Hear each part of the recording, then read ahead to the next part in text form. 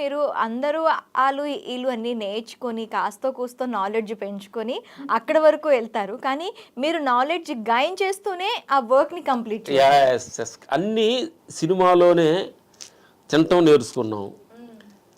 సినిమాలోనే మాట్లాడటం నేర్చుకున్నాం. సినిమాలోనే పని నేర్చుకున్నాం.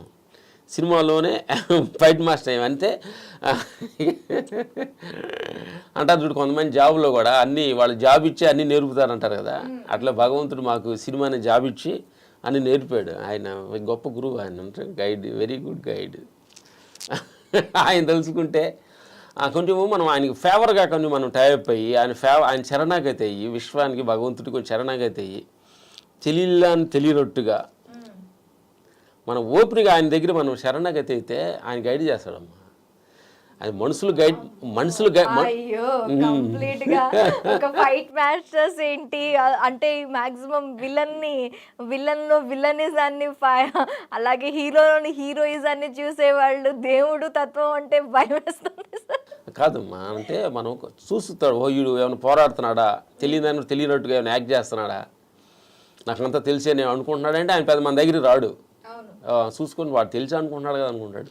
నాకు తెలియదయ్యా ప్రయత్నిస్తున్నాము అని ఒక అమాయకత్వం శరణాగతి అయితే పని నేచర్కి భగవంతుడికి ఆయనే మనల్ని హ్యాపీగా తీసుకెళ్తాడని తీసుకెళ్తున్నాడనేది మాకు సాక్ష్యాధారాలు వీళ్ళిద్దరే. నిజంగా తెలియదన్న సంగతి. నిజంగానే ఒక అక్షరం కూడా రాని స్టేజ్ నుంచి మూవీస్లో అడుగుపెట్టి చిరంజీవి గారు కూడా ఒక సందర్భంలో అన్నట్టు విన్నాను నేను. ప్రొడక్షన్ బాయ్స్ దగ్గర నుంచి ఫైట్ మాస్టర్స్ వరకు ఎదిగారు. చాలా మంచి డెడికేషన్ ఉన్న పీపుల్ అని చెప్పి చిరంజీవి గారు అన్నారు అని కూడా విన్నాను. నిజమేనా? నిజమే. అన్నయ్యతోటి మేము స్టార్టింగ్ చిరంజీవి మా రాజు మాస్టర్ గారు అన్నయ్య దగ్గర ఎక్కువ వర్క్ చేసేవాళ్ళు. అప్పుడు ఖైదీ, అత్తకే ఉన్న అమ్మాయి మూడు, ఆ సినిమాలు అప్పుడే ఖైదీ అంటే అంతకుముందు తర్వాత వచ్చినాక మేము రాజు మాస్టర్ అసిస్టెంట్కి వెళ్ళేవాళ్ళు అనమాట. బ్యాగ్ మోస్తూ ఆయనకు మాస్టర్ గారు అన్నం అని పెడుతూ ఆయనకి సేవ చేస్తున్నాం. అప్పటి నుంచి అన్నయ్య మమ్మల్ని చూస్తూ ఉన్నారు. అందుకని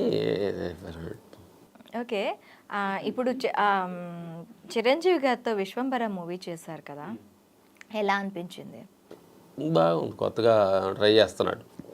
గోచిస్టు, ఇంటర్వల్ బ్యాంగు, ఇంకో ఫైట్, ఇంకో వేరే 2 ఫైట్లు చేసాం. ఎన్ని ఫైట్స్ ఉంటాయి టోటల్గా? అన్నీ మీరే కంపోజ్ చేశారా?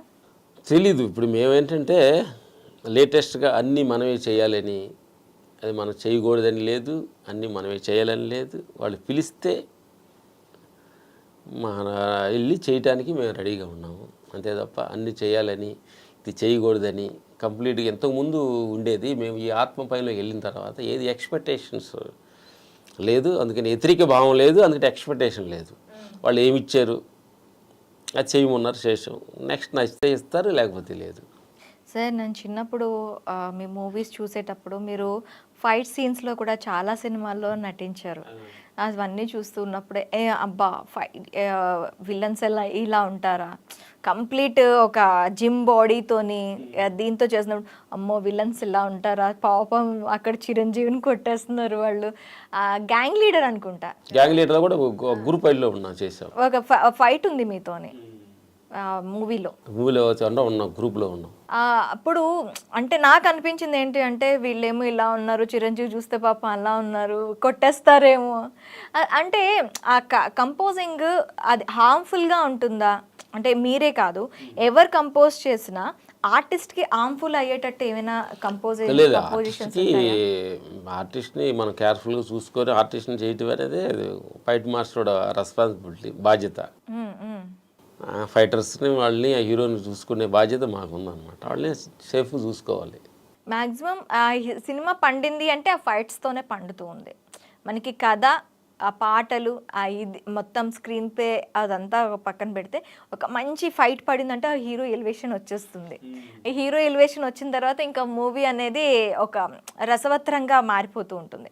సో అది మీరు ఇది చేయటానికి, ట్యూన్ చేయటానికి ఫస్ట్ ఒక నేను మీ దీంట్లో చూసిన దీన్ని బట్టి ఒక సినిమాలో ఉండే ఫైట్ ఇంకో సినిమాలో ఉండదు. ఇవేవైతే ఉంటాయి టెక్నిక్స్, ఒక సినిమాలో ఉన్న టెక్నిక్స్ ఇంకో సినిమాలో ఉండవు. ఎలా మీరు దాన్ని ఇచ్చేస్తారు? మీరే చేస్తారు కాబట్టి చెప్పండి. ఇవి టెక్నిక్స్? అదే మనం చేసింది మనకు తెలుస్తుంటుంది కదా, మళ్ళీ చేసింది ఇంక మళ్ళీ చేయకూడదని ప్రయత్నిస్తాం కొత్తగా. చేయాలి కొంచెం అక్కడ ఆ పేషెన్స్తో కూర్చోవాలి. చేసింది చేస్తే మళ్ళీ పిలవరు కదా. అవును.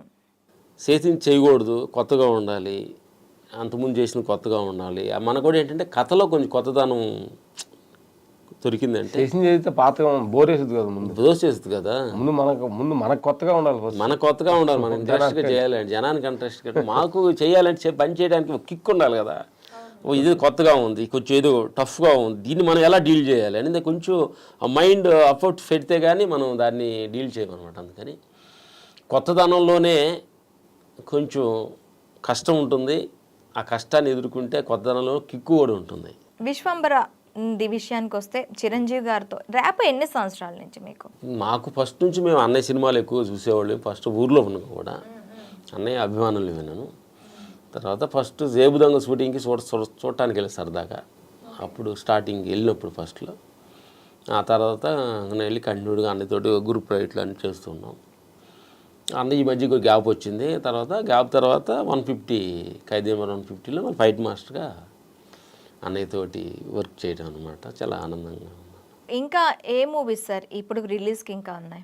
రిలీజ్కి అదే ప్రస్తుతానికి అన్నయ్య షూటింగ్ జరుగుతుంది, ఒక రవితేజ జరిగింది, నితిన్తో ఒక ఫైట్ చేసాము, మేము అదే క్లైమాక్స్లో ఇంటర్వ్యూ బ్యాంగా చేసాం. నాని గారితో ఏదో 2 చిన్న ఫైట్లు చేసాం. కన్నడ చేస్తున్నాం, మన దర్శన్ గారిది. తర్వాత దువ్వా సజ్జా అని కేడి అని ఒక సినిమా ఫ్రేమ్ డైరెక్షన్లో, అందుకు మార్టిన్ అని ఒక సినిమా వస్తుందండి రిలీజ్కి. ఆ తర్వాత కన్నడలోనే ఈ కాంతార 2 ఒక ఫైట్ చేసాము. కాంతారా 2, ఓకే. ఎస్. సో మీకు తెలుగు అంటే ఓకే, కన్నడ, తమిళ్ ఇవి ఎలా? ఇప్పుడు లాంగ్వేజ్ తమిళ్ లాంగ్వేజ్ వచ్చు, కన్నడ వచ్చు, లాంగ్వేజ్ ప్రాబ్లం లేదు. ప్రాబ్లం లేదు. తెలుగు వచ్చు. లాంగ్వేజ్ ప్రాబ్లం కంటే కూడా బాడీ లాంగ్వేజ్ ఇంపార్టెంట్ యాక్షన్కి, అదే కదా అది కొంచెం అది అడ్జస్ట్ అయిపోతాం. హిందీ కొంచెం రాదు కానీ ఈ 3 లాంగ్వేజ్ మేము మేనేజ్ చేయగలుగుతాం. కొంచెం తెలుగు కన్నడ కొంచెం దగ్గరగా ఉంటుంది కదా. తెలుగు కన్నడనా? ఓకే. దగ్గరగా ఉంటాం. తమిళ్ చెన్నై ఉండడం తమిళ్ పర్లేదు మాకు. తమిళ్ వచ్చినందువల్ల కొంచెం సేఫ్ అయిపోయాయి. ఎందుకంటే ఇండస్ట్రీలో మ్యాక్సిమం తమిళ్ తెలిసిన కెమెరామెన్స్ వీళ్ళు కొంచెం అండర్స్టాండింగ్ ఉంటుంది అనమాట. ఎక్కడికి వెళ్ళినా తమిళ్ లివర్ మాకు కొంచెం మమ్మల్ని అలా వెళ్ళి చేసింది. టెక్నికల్ సైడ్గా మీరు అంటే ఫైట్ కంపోజ్ చేసేటప్పుడు ఒక ఫైట్ కంపోజ్ చేయడానికి మీకు ఎన్ని రోజులు టైం పడుతుంది? అంటే అది సిచ్యువేషన్ బట్టి 1 వీక్, 10 డేస్, 15 డేస్, 20 డేస్ అని ఉంటుంది. ఓకే. అది మనం కరెక్ట్గా ఇంతని చెప్పలేము. కథ చెప్పుద్ది ఎన్ని రోజులు చేయమని. ఇప్పుడు ఒకసారి ఫైట్ కంపోజ్ చేసిన తర్వాత ఫైట్ అంతా మళ్ళీ దాంట్లో మార్పులు చేర్పులు ఏమైనా జరుగుతూ ఉంటాయా? అంటే జరుగుతూనే ఉంటాయంటే మ్యాక్సిమం జరగకుండా చూస్తాం. స్కిన్ మీద వెళ్ళిన తర్వాత వాళ్ళు చెప్తారు కరెక్ట్గా జరగలేదని, జరిగింది. జడ్జిమెంట్ గుడ్ జడ్జిమెంట్ వాళ్ళది. మన జడ్జిమెంట్ అనేది జిజ్బి అంటారు, తమిళ్ జిజ్బి అంటారు.